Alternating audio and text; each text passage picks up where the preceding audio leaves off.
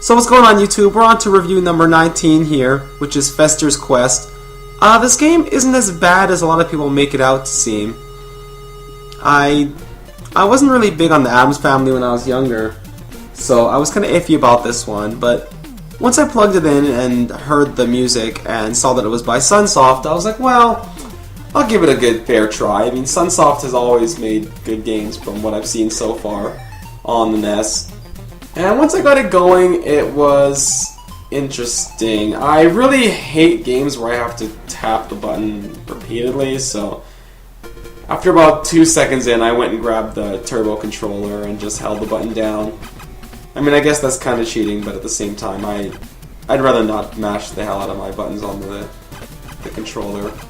So, I mean, the graphics are okay, and the music is typical Sunsoft, great, amazing music.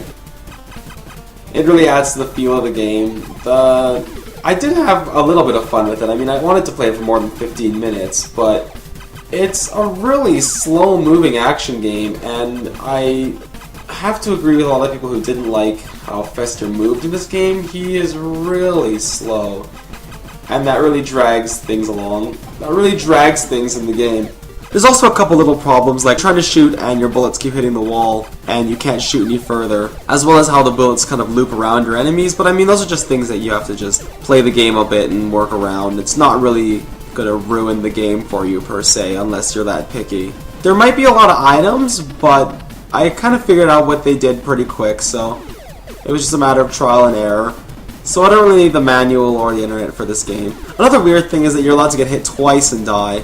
I thought that was kind of weird. Usually most games either do like 3 hits or just 1, but once again, I'm kind of just nitpicking at this point. But if we take a look at the cover of the box, I don't think that's appealing at all. I think that's even a terrible drawing of Fester. I definitely would pass this one up like in an instant if I ever saw it on the shelf anywhere. But we should take a look at the back of the box and we'll see how the description is of this game. It's just a kidnapping of an entire city by an alien UFO. Will Fester sit still for this? The quest begins. For starters, take on slime replicators, skeeters, globules, and giant scorpions. Your health is at stake, not to mention your life. Will you whip the alien bosses, or will they whip you?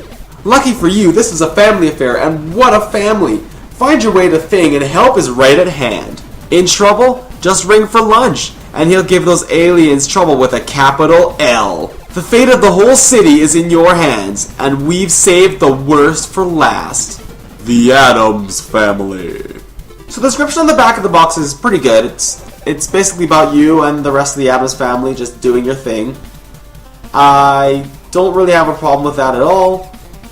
So overall, I'm going to have to give this game a 7 out of 10. It wasn't the worst, not the best. I'm not going to throw it in the ditch pile just yet, though. I think I'm going to put this one up for further review and play through it a bit more and see exactly how it is.